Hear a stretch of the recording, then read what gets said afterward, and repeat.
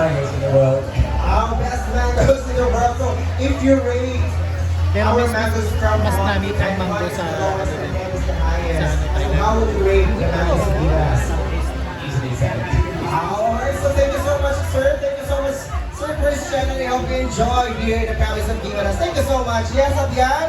Yes, so now we have here visitors from Cebu! Kaway-kaway sa mga taga Cebu! Yes. Nahiga sila biya may business na pa. Mga lamig kaayo. Lamig na ayo.